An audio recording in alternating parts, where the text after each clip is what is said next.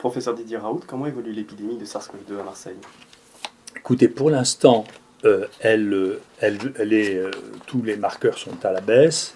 Si on prend Marseille, même, parce que c'est complexe compte tenu du fait qu'il y a des gens qui viennent se faire soigner à Marseille alors qu'ils ne sont pas de Marseille, l'IHU attire un certain nombre de gens pour venir se faire soigner, et donc on fait des études séparées sur les gens qui sont domiciliés ici. Donc on voit qu'on est, comme au printemps dernier, on est sur une tendance à la baisse. Je ne sais pas ce qui se passera après, mais il y a une tendance à la baisse qui est nette. On voit sur ce premier schéma. De là, c'est un schéma sur les patients en réanimation. Vous voyez que à un moment, il y a un peu de nervosité chez nos réanimateurs, mais le nombre de personnes en réanimation n'a pas dépassé ce que nous avons eu pendant la première épidémie. Et puis chez les patients décédés, en revanche, là, comme l'épidémie dure depuis longtemps, il y a eu beaucoup plus de patients décédés pendant cette période-là que ce qu'il y a eu ici, avec une moyenne d'âge qui est la même, mais avec plus de patients décédés en dépit du fait que les moyens de prise en charge étaient meilleurs. Globalement, notre analyse à ce stade-là est que le variant qui a donné cet épisode que l'on voit ici, qui est le variant bleu, qui est le 4, celui qui est lié au vison, a plus tué que celui qu'on appelle le variant de Wuhan, qui est le premier, et tue plus aussi, semble-t-il, que le variant anglais qu'on trouve ici en rouge. Donc ça sont l'évolution des variants depuis le début de l'année. Donc le 4 disparaît, le UK s'est implanté, il semble être en train de régresser. Et voilà. Donc il y a une évolution qui a l'air d'être satisfaisante. On voit l'IHU n'est pas plein, le nombre de patients diagnostiqués diminue. On était à un moment, il n'y a pas longtemps, à 200 par jour, on est passé à 100 par jour, maintenant on est plus à 50 par jour diagnostiqués ici, sur place. Donc on voit bien le taux diminuer. Avez-vous des éléments qui permettent d'évaluer l'efficacité de la vaccination? On a des éléments préliminaires, mais il y a deux choses qui sont très intéressantes. Il y a eu 350 personnes vaccinées diagnostiquées ici, déjà. Donc il y a beaucoup. Donc on a eu une collègue là, qui nous a rapporté les données de la pharmacovigilance. Au moment où elle nous les rapportait, dans toute la France, il y avait moins de cas rapportés que simplement à l'IHU. Donc je pense que la saisie des données est peut-être incomplète. En tout cas, nous, on en a eu 350. L'incidence chez les vaccinés, première ou deuxième dose, quel que soit le vaccin, est à la moitié, chez les gens qui viennent se faire tester, elle est de 6% environ, elle est de la moitié de ceux qui ne sont pas vaccinés. Il n'y a pas une différence considérable. Et il y a 20% des gens qui viennent se faire vacciner ici, qui viennent se faire tester ici, qui ont été vaccinés, et la proportion de vaccinés dans la population est de 25%. Donc ce que l'on a est à peu près représentatif de la population, il y a sûrement des tas de biais, mais on ne doit pas être loin de la vérité. Quand on voit ça, on a l'impression qu'on est plus autour d'une protection de 50% que mieux que ça. C'est ce qu'on voit en pratique. Ce qui n'est pas antagoniste de ce qu'il y en a dans la littérature, si on veut bien lire non pas les communiqués de presse ou juste simplement résumer. Beaucoup de gens se mettent à faire de la science, mais la science c'est un métier, il faut aller regarder dans les matériels supplémentaires, il faut regarder les vrais chiffres. Alors dans beaucoup de publications, on enlève, ou bien alors on ne met pas, on met des cas qui ne sont pas documentés. Ça c'est quand on voulait montrer que la remdesivir marchait, on incluait des gens qui n'avaient pas de test PCR. Alors ça c'est montrer que la remdesivir marchait. Quand on veut montrer que le vaccin marche, on inclut que les gens qui ont à la fois, dans l'abstract, à la fois une PCR et qui sont symptomatiques, sachant que la définition de symptomatique est une définition qui est partiellement subjective. C'est-à-dire que d'un médecin qui interroge un autre médecin qui interroge, ou une infirmière qui interroge, vous n'avez pas les mêmes résultats. Donc ce n'est pas un fait brut, oui ou non. Donc c'est intéressant. Donc si vous regardez tous les gens positifs, étiquetés symptomatiques ou pas symptomatiques, vous n'avez pas du tout les mêmes résultats que ce que vous avez dans l'abstract. Alors ce que vous avez dans l'abstract, c'est pour AstraZeneca, c'est 70% de protection pour le virus anglais en Angleterre des formes symptomatiques et 30% de protection chez les gens qui sont asymptomatiques. Si vous comparez ça aux données que nous avons, nous aussi, ça veut dire qu'il y a 50% des gens qui ont, il y a 50% de gens de protégés, entre guillemets, contre l'infection par le Covid-19 avec le AstraZeneca. Si vous regardez le Pfizer, les seules données qu'on a sont celles d'Israël, où il n'y avait que l'ancienne souche qu'on appelle Wuhan qui circulait, il n'y avait pas le variant anglais, d'accord ? Et le taux de protection, là aussi, il faut le prendre avec précaution, c'est-à-dire que le résumé et les conclusions ne portent que sur les gens qui sont symptomatiques et ne comptent pas les gens qui sont asymptomatiques, pour lesquels le taux est beaucoup plus important et le degré de protection est beaucoup moins important que ce qu'il est pour les formes dites symptomatiques. Donc il faut faire attention, il n'y a pas, quand on vous dit qu'il y a un taux de protection de 95%, ça n'est pas la vraie vie. C'est les essais, c'est analysé par je ne sais qui, mais ça n'est pas la vraie vie. Et donc j'ai l'occasion, je reviendrai dessus, de dire que le fait que ce soit publié dans le New England ou dans le Lancet, c'est papier, et donc je vous en mets la couverture pour que vous puissiez les regarder, mais il faut aller regarder vraiment les données dans le texte, pas les abstracts, parce que dans les abstracts, j'avais jamais remarqué ça. C'est la première fois que je vois ça. Dans les abstracts, on ne dit pas la même chose que dans le texte. Ça ne représente pas l'intégralité de ce qui est trouvé. C'est comme ça. C'est des résultats qui sont arrangés. Donc voilà, ça c'est la cinétique des patients vaccinés que nous avons actuellement. Donc ça c'est tous les patients vaccinés infectés. Hein. On suit ça tous les jours. Et donc je vous ai dit, on en a à peu près 350 maintenant qui sont positifs. Et bien entendu, on ne sait pas très bien ce qui va advenir de cette protection compte tenu de ces variants qui circulent. Hein. Nous, en plus, on a maintenant ce variant 501 qu'on vient de publier. C'est le troisième variant qu'on publie. Il n'y a aucune équipe au monde qui a publié 3 variants. Donc on a décrit le Marseille 1, puis le Marseille 4, maintenant le Marseille 501.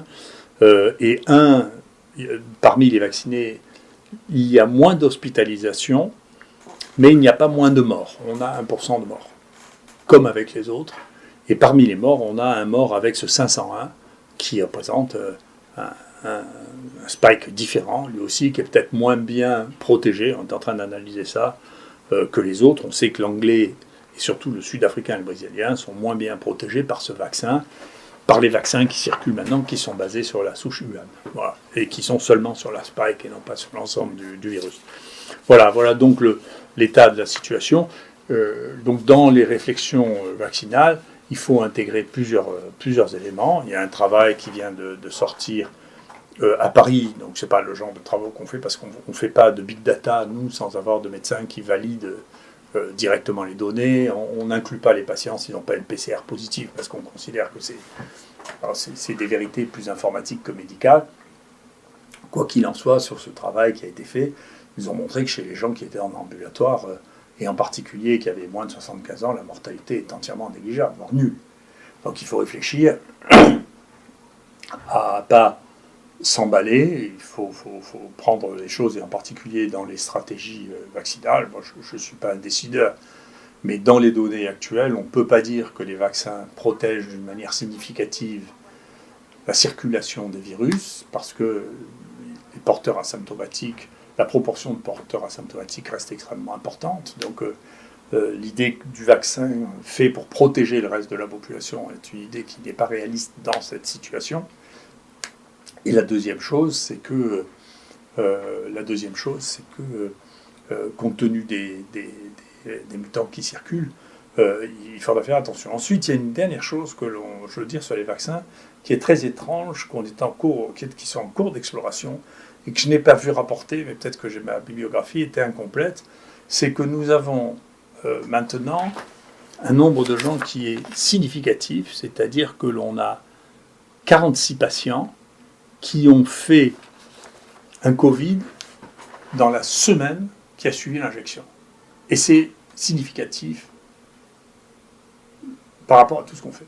Donc la chance, si on ne vous vaccine pas, que vous ayez dans la semaine un Covid, est moins importante que si on vous vaccine.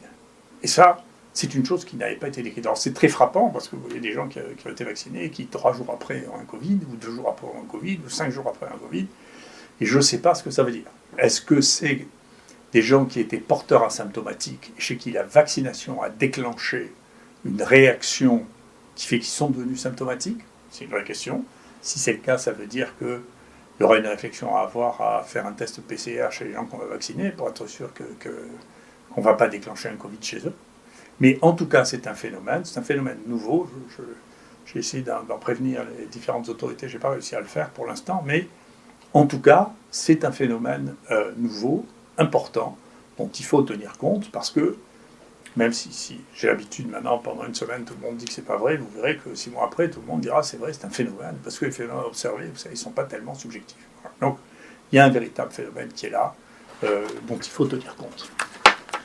Avez-vous des éléments qui permettent d'expliquer que les abstracts dont vous parliez soient différents du texte, qui expliquent ces approches étonnantes de la science? Écoutez, je sais que ça m'amuse beaucoup d'entendre parler de complotisme, d'être dans la négation du fait que la circulation d'argent à ce niveau-là risque d'être associée à de la corruption. Donc il y a des gens manifestement qui ne voyaient pas ça, donc qui n'ont probablement pas de notion de l'histoire, de tout ce qui s'est passé dans le temps, parce que c'est vieux comme le monde, la corruption. Mais j'aurais fait un petit travail pour qu'ils arrêtent de dire des bêtises, pour dire que les partenaires que nous avons ont tous déjà été condamnés pour corruption. D'accord? Donc peut-être que ce coup-là, ils ne le font plus, c'est possible, mais vous voyez, Gilead, là, condamné à 97 millions de dollars. Vous voyez? Ici, alors Gilead, c'était le remdesivir. Hein. Après, Pfizer a été poursuivi, payé par 60 millions de dollars, pour des décennies de briberie. Briberie, c'est la corruption. D'accord? AstraZeneca a payé aux États-Unis, c'est les États-Unis qui les poursuivent, 5,52 millions pour de la corruption à l'étranger. D'accord? GSK, alors c'est lui qui a le plus, il a été condamné pour corruption en Chine. Vous voyez? Et donc, il faut quand même pas penser que j'invente qu'il existe de la corruption liée à l'industrie pharmaceutique. L'industrie pharmaceutique est le secteur le plus rentable de tous, et les publications scientifiques sont le secteur le plus rentable de tout. 35% de bénéfices par an pour des grands groupes de journaux. D'accord ? Et une partie extrêmement significative des recettes des journaux scientifiques de cette taille-là vient directement des contacts avec l'industrie pharmaceutique. Il y a un exemple, par exemple, il y a une année où Merck a acheté pour 500 000 dollars de bons à tirer, c'est-à-dire d'articles théoriquement faits pour être distribués. En pratique, ils ont versé 500 000 dollars au journal qui l'a publié, ce qui a constitué une partie importante de ses recettes. Ça s'appelle de la corruption déguisée, simplement, parce que je ne pense pas qu'ils aient eu la capacité à distribuer autant de bons à tirer. Donc, c'est un monde normal, il y a des gens qui cherchent à gagner de l'argent à tout prix, c'est le rôle de l'État, c'est pas la faute des gens d'essayer de gagner de l'argent. La corruption est un phénomène qui est aussi important que à chaque fois que vous avez beaucoup d'argent et que l'autre en a beaucoup moins, vous avez un phénomène de mécanique des fluides, de transfert de celui qui a beaucoup d'argent vers celui qui en a peu s'il est d'accord pour lui rendre service. Mais on ne donne pas d'argent à quelqu'un si on n'en attend pas un service, c'est pas vrai. On n'invite pas quelqu'un à un congrès, on n'invite pas quelqu'un à un déjeuner, c'est connu depuis bien longtemps. C'est Milton Friedman qui dit ça, il n'y a pas de repas gratuit. Donc, ils le font en attendant quelque chose. Moi, quand j'étais interne, c'est incroyable, hein, chasseur de tête, quand j'étais interne, j'avais été invité avec ma femme en business class, aller à Boston, dans un hôtel extraordinaire, où on avait fait venir les meilleurs scientifiques. Il y était là une trentaine de leaders d'opinion, futurs leaders d'opinion, qui étaient pris au berceau pour pouvoir avoir des rapports, et à la fin, le type qui nous avait invités me tutoyait ma femme, et créer des liens qui sont anormaux dans des rapports professionnels, qui sont anormaux. Parce que ensuite, vous aviez des difficultés, quand quelqu'un est devenu un copain, à dire non, son truc, écoutez, on ne prend pas son truc. Moi, j'ai eu une affaire ici d'un médicament qui n'avait pas d'utilité, qui était devenu brutalement prescrit, parce que un collègue avait épousé la fille qui vendait ce médicament. Donc ceci existe, ça fait partie de la nature humaine, c'est pas horrible, c'est la loi qui doit le régler. Et donc il faudra bien aller au bout de la loi qui avait été mise en place avec Dominique Marinacci et Xavier Bertrand sur les conflits d'intérêts. Je suis très content, ça avant, j'ai un collègue qui m'a dit dans son CNU, je ne dirais pas lequel, ils obligent les candidats à déclarer leurs conflits d'intérêts et ils ne nomment pas les gens qui ont des conflits d'intérêts depuis moins de 5 ans. Oui. Donc ça veut dire que cette notion-là, petit à petit, se met en place, c'est-à-dire qu'il faut faire attention à la corruption. La corruption des grands journaux est un énorme problème qui ne me concerne pas que moi. Celui qui écrit le plus de ça, c'est un immense scientifique danois. Les Danois sont très très bons pour le contrôle de la corruption, qui a un H-factor à 100. Maintenant, peut-être certains d'entre vous commencent à être familiers avec ça, c'est énorme, très très haut H-factor. Et donc, les gens qui réfléchissent à ça en sont à dire, écoutez, il faut maintenant avoir des journaux à part, ou pas de journaux du tout pour les essais thérapeutiques, et de manière à ce qu'on ait des commentaires, mais que les mêmes journaux ne servent pas à faire rapporter de la science qui est indépendante et de la science qui s'apparente à du marketing. Voilà. Parce que de tripoter les données, les analyses méthodologiques et mathématiques pour rendre quelque chose d'efficace, vous savez, c'est très banal.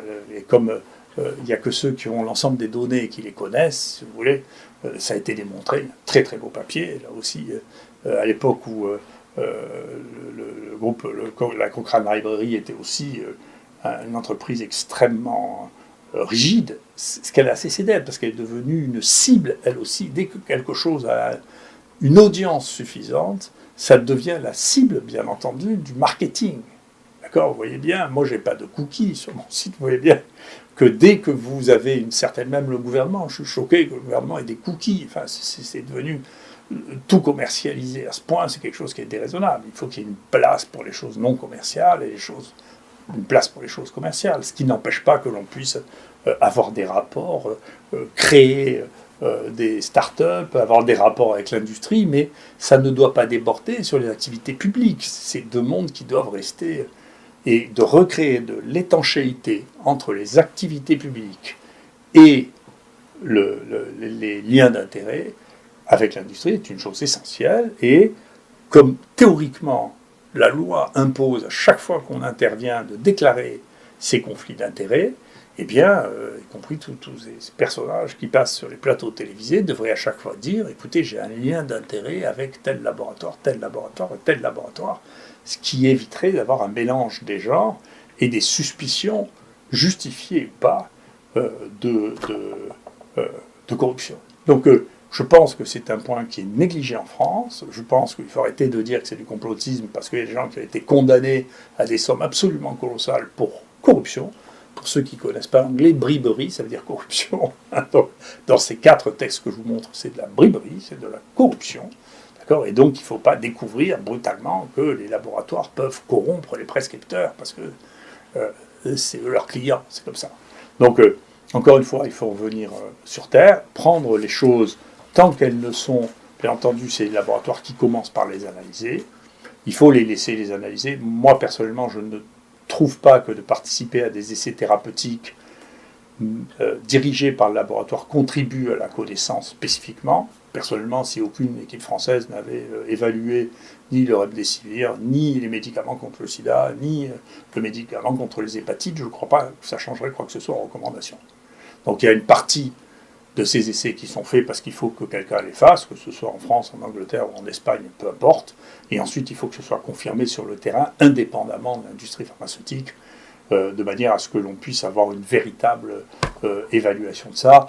Et ça n'est pas faire de la recherche que d'inclure des malades dans un programme qui a été réalisé par l'industrie pharmaceutique, dont l'analyse est faite par l'industrie pharmaceutique, dont la méthodologie a été mise en place par l'industrie pharmaceutique et dont même le papier a été rédigé par l'industrie pharmaceutique et ensuite proposé et fait accepter dans les plus grands journaux du monde. Tout ça, j'en suis content parce qu'ils sont parmi les auteurs des plus grands journaux du monde, le New England, le Lancet, mais leur participation cérébrale, intellectuelle à la genèse de ces papiers, qui est le principe même de la science, est négligeable. Et les leurre sur leur capacité et sur leur contribution à la connaissance. Donc il faut revenir, la science c'est pour contribuer à la connaissance, c'est pas pour fournir des malades, y compris fournir des malades comme ça, créer un doute sur le lien du contrat théorique que l'on a avec le malade, qui est de s'occuper de lui et de lui seulement, ce qui est une chose, qui est un vrai problème intellectuel et philosophique, qui n'est pas assez soulevé. Et deuxièmement, il faut, le comité d'éthique, plutôt que de se pencher sur la méthodologie, devrait se poser des questions sur la morale des essais thérapeutiques. Et ce que je regrette, c'est que certaines décisions du comité de protection des personnes, du comité d'éthique, ne me paraissent pas avoir été analysées d'abord sur le plan de la morale, avant d'avoir été analysées sur le plan de la méthodologie qui est fille du temps, comme disait Brecht, et donc ça changera, ça, les méthodologies. Mais le fait qu'on fasse ça pour faire du bien aux gens, ou qu'on fasse ça pour voir que c'est pas plus mauvais, bien que ce soit plus cher que le traitement précédent, ce qui sont les essais de non-infériorité, ça pose un problème moral. Merci beaucoup.